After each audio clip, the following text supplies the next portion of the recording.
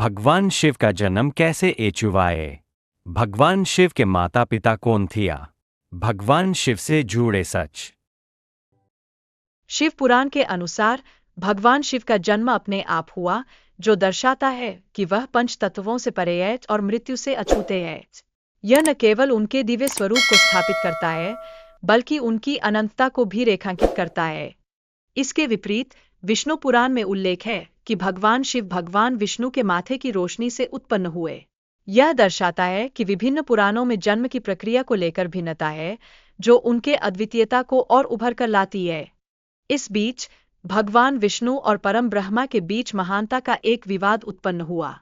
इसी विवाद के दौरान भगवान शिव ने अपने आप को एक जलती हुई टू के रूप में प्रकट किया, जो उनकी शक्ति और महानता का प्रतीक बन गया। भगवान ब्रह्मा और भगवान विष्णु ने शिव के अस्तित्व की खोज की, लेकिन अंत में शिव को ही सबसे बड़ा माना गया। यह कहानी उनके असीमित शक्ति और अस्तित्व को दर्शाती है, जो उन्हें अन्य देवताओं से अलग करती है।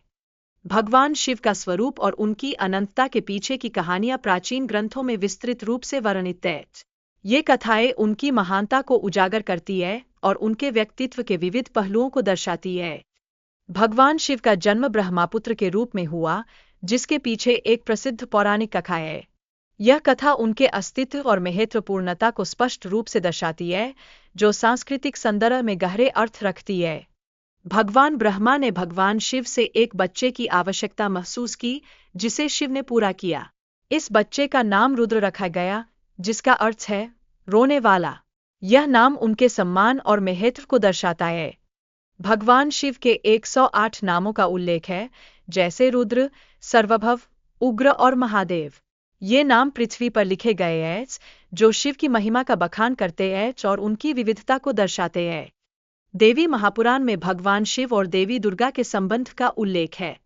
ब्रह्मा, विष्णु और महेश का जन्म देवी दुर्गा और शिव के मिलन से हुआ था, जो उनके सामूहिक शक्ति का प्रतीक है।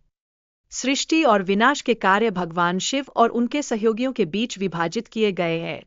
यह संतुलन बनाए रखने में महत्वपूर्ण भूमिका निभाता है, जिससे सृष्टि की निरंतरता सुनिश्चित होती है। भगवान शिव को गुरु के रूप में माना जाता है, जिन्होंने गुरु शिष्य परंपरा की नींव रखी। उनके शिष्य केवल 60 थे, जो उनके ज्ञान के उत्तराधिकारी बने और इस परंपरा को आगे बढ़ाया। अंत में भगवान शिव और भगवान ब्रह्मा के बीच के संबंधों का महत्व बताया गया है। यह संबंध शिक्षा और ज्ञान के आदान प्रदान का प्रतीक है, जो भारतीय संस्कृति में गहराई से निहित है।